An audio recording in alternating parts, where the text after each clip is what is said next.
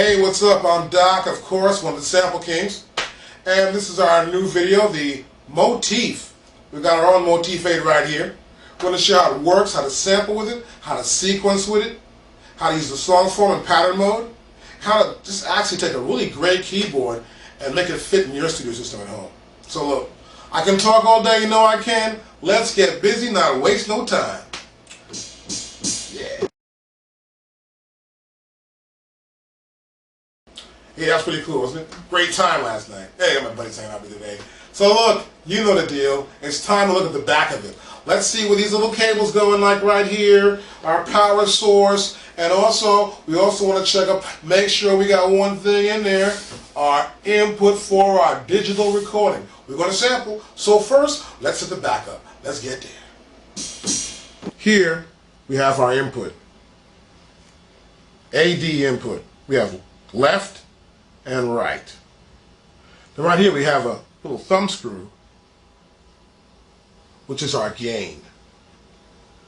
So we can gain the amount of input going into the motif. Just select in your record either left or right if you want a mono sample. Otherwise, if you want stereo, plug your left, then your right cable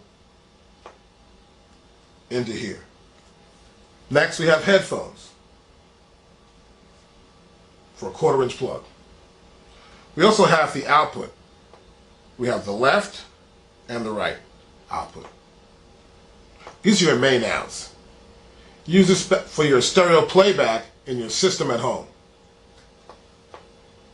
We also have our assignable output, left and right here and here. You can assign these outputs in your mixer mode, foot controller and foot switch. Now a controller could be something like a wah-wah or even a volume pedal, and a foot switch could turn or turn off a particular control. You can assign the controller for any one of these particular outputs for our foot switch and our foot controller in utility mode. You go to utility mode, and then you go to control, controller assigned foot switch. The sustain can only be used for sustain. We also have a breath control. This is used for a flute-like instrument that you can blow into, and the motif can take in that data and translate it into notes. Here we have our MIDI section. MIDI in, MIDI out, MIDI through. A MIDI cable. MIDI in. We can have MIDI out.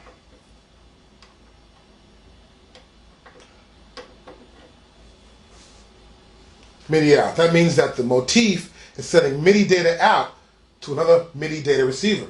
And we also have through. Now sometimes when you want to let a signal pass through, you'll take this MIDI out, let's say put it here.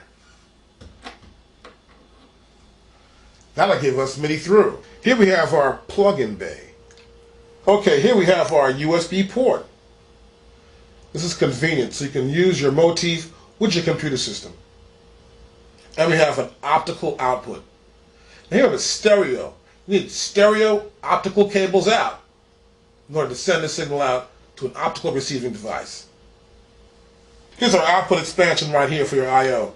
You can expand, rather than just having stereo, you can have, let's say, 8 outputs. Now we always have to have power. We need power. Here's our AC. Here it is. That's our inlet. Put the cable in.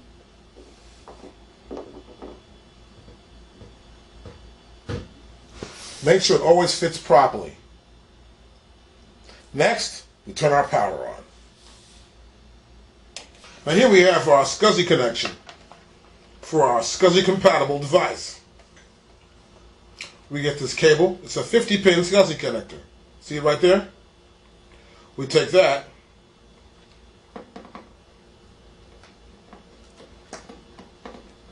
and we connect it